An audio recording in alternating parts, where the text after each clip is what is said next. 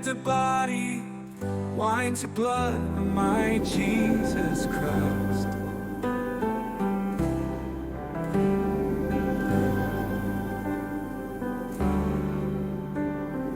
Holy Eucharist, a big change. Bread to body, wine to blood of my Jesus Christ.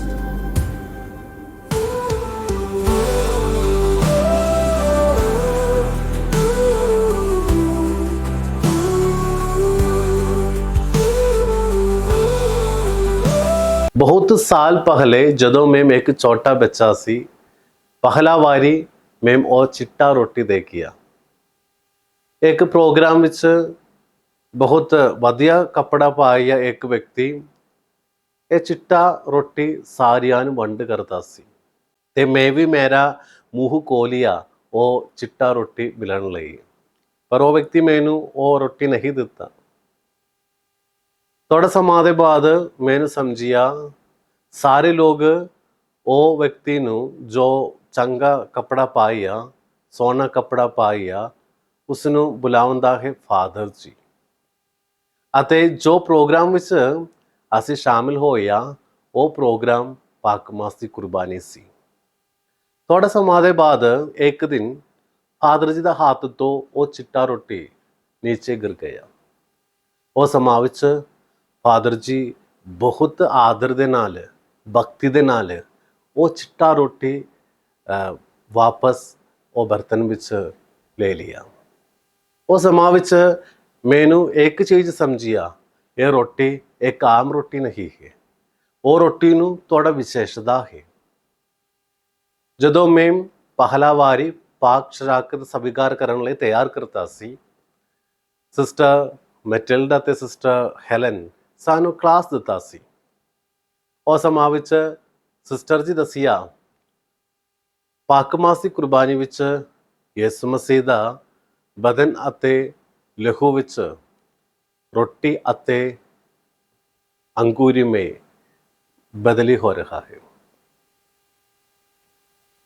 ਉਹ ਸਮਾਂ ਵਿੱਚ ਮੈਂ sister ਨੂੰ ਪੁੱਛਿਆ ਉਹ ਕਿਵੇਂ ਸਾਨੂੰ ਦੇਖਣ ਲਈ ਸਕਦਾ ਮੈਂ ਕੋਈ ਚੇਂਜ मैं नहीं देखता है इसलिए वो साल विच मैंने पाक शराकत नहीं मिला पर मेरा नानी एक दिन मेरा घर विच आ गया अते मैंने पूछिया अरे ये साल भी तुहानू पाक शराकत नहीं मिला क्यों मैं दसिया देखो नानी मैंने बहुत सवाल सी ਉਹ ਸਿਸਟਰ ਜੀ ਨੂੰ ਉਹ ਸਵਾਲ ਨੂੰ ਜਵਾਬ ਦੇਣ ਲਈ ਨਹੀਂ ਸਕਦਾ ਸੀ ਇਸ ਲਈ ਮੈਂ ਪਾਕ ਸ਼ਰਾਕਤ ਨਹੀਂ ਮਿਲਾ ਤੁਹਾਡਾ ਸਵਾਲ ਕੀ ਸੀ ਤੁਹਾਡਾ ਸ਼ੱਕ ਕੀ ਸੀ ਦੇਖੋ ਸਿਸਟਰ ਜੀ ਮੈਨੂੰ ਕਹਿੰਦਾ ਹੈ ਪਾਕ ਮਾਸ ਦੀ ਕੁਰਬਾਨੀ ਵਿੱਚ ਉਹ ਰੋਟੀ ਇਸ ਮਸੀਹ ਦੇ ਬਦਨ ਵਿੱਚ ਚੇਂਜ ਹੋ ਰਿਹਾ ਹੈ ਪਰ ਮੈਂ ਕੋਈ ਚੇਂਜ ਨਹੀਂ ਦੇਖਿਆ ਇਸ ਲਈ ਮੈਂ ਉਸ ਨੂੰ ਪੁੱਛਿਆ ਕੀ ਚੇਂਜ ਹੋ ਰਿਹਾ ਹੈ ਉੱਤੇ ਕੋਈ ਚੇਂਜ ਮੈਂ ਨਹੀਂ ਦੇਖਦਾ ਹੈ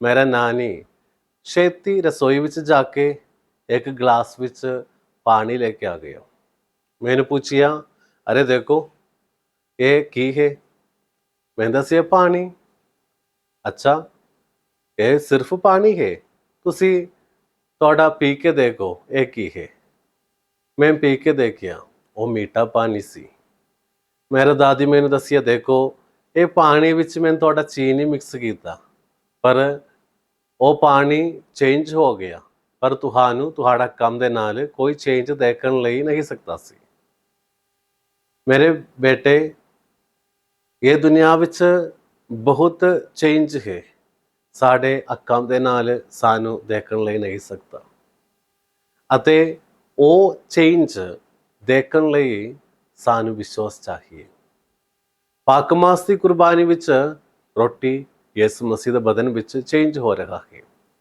वो चेंज ये तरह एक चेंज है मैनू समझिया ये दुनिया विच बहुत चेंज है वो सानू साडा काम दे नाल देखण लई नहीं सकता साडे ये दुनिया विच बहुत चीज अदृश्य है फरिश्तियाँ खुदा शैतान, आत्मा, ਇਹ ਤਰ੍ਹਾਂ ਬਹੁਤ ਚੀਜ਼ ਸਾਡੇ ਨੰਗਾ ਅੱਖਾਂ ਦੇ ਨਾਲ ਦੇਖਣ ਲਈ ਨਹੀਂ ਸਕਦਾ। ਜਦੋਂ ਮੈਂ ਫਿਲਾਸਫੀ ਪੜ੍ਹਦਾ ਸੀ ਮੈਨੂੰ ਥੋੜਾ ਹੋਰ ਸਮਝ ਮਿਲਾ ਇਹ ਚੇਂਜ ਬਾਰੇ। ਇੱਕ ਚੀਜ਼ ਦੋ ਤਰ੍ਹਾਂ ਚੇਂਜ ਹੋਣ ਲਈ ਸਕਦਾ। ਇੱਕ ਚੇਂਜ ਐਕਸੀਡੈਂਟਲ ਚੇਂਜ ਹੈ। ਇੱਕ ਚੀਜ਼ ਨੂੰ ਬਹੁਤ ਐਕਸੀਡੈਂਟਸ ਹੈ। ਉਦਾਹਰਨ ਲਈ ਇੱਕ ਮਨੁੱਖ ਨੂੰ ਦੇਖੋ, ਉਸਨੂੰ ਹੈਰ ਹੈ, ਬਾਲ ਹੈ, ਉਸਨੂੰ ਇੱਕ ਸ਼ੇਪ ਹੈ, ਇਹ ਤਰ੍ਹਾਂ ਬਹੁਤ ਚੀਜ਼ ਹੈ। ਪਰ ਜਦੋਂ ਇੱਕ ਬੱਚਾ ਵੱਡਾ ਹੋ ਰਿਹਾ ਹੈ ਉਸ ਸਮਾਂ ਵਿੱਚ ਉਸਦਾ ਸ਼ੇਪ ਚੇਂਜ ਹੋਵੇਗਾ, ਉਸਦਾ ਬਾਲ ਦਾ ਰੰਗ ਚੇਂਜ ਹੋਵੇਗਾ। ਇਹ ਤਰ੍ਹਾਂ ਚੇਂਜ ਹੋ ਰਿਹਾ ਹੈ ਅਤੇ ਸਾਡੇ ਨੰਗਾ ਅੱਖਾਂ ਦੇ ਨਾਲ ਸਾਨੂੰ ਦੇਖਣ ਲਈ ਸਕਦਾ ਇਹ ਚੇਂਜ। ਪਰ ਇੱਕ ਬੱਚਾ ਮਿਊਜ਼ਿਕ ਸਿੱਖਦਾ ਹੈ, ਸੋਚੋ ਉਹ ਬੱਚਾ ਇੱਕ ਦਿਨ ਇੱਕ ਵਧੀਆ ਮਿਊਜ਼ੀਸ਼ੀਅਨ ਬਣ ਜਾਵੇਗਾ।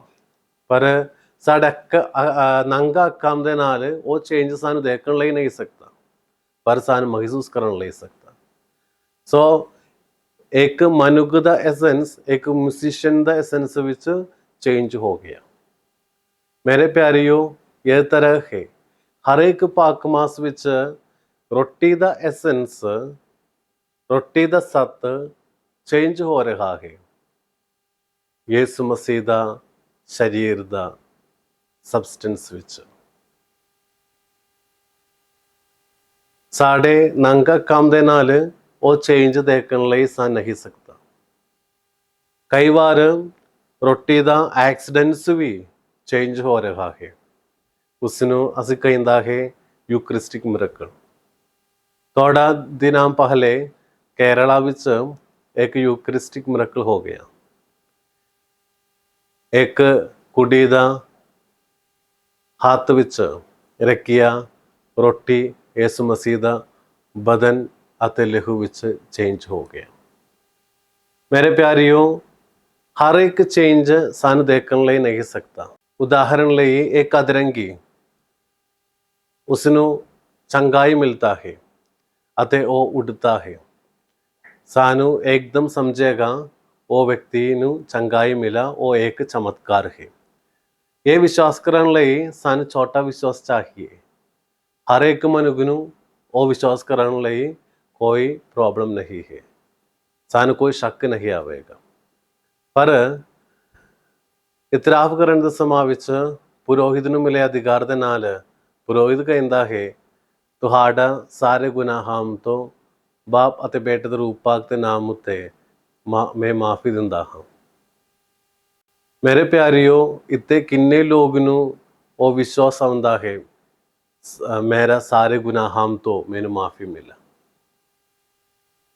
ਉਹ ਸਮਝਣ ਲਈ ਸਾਨੂੰ ਵੱਡਾ ਵਿਸ਼ਵਾਸ ਚਾਹੀਏ।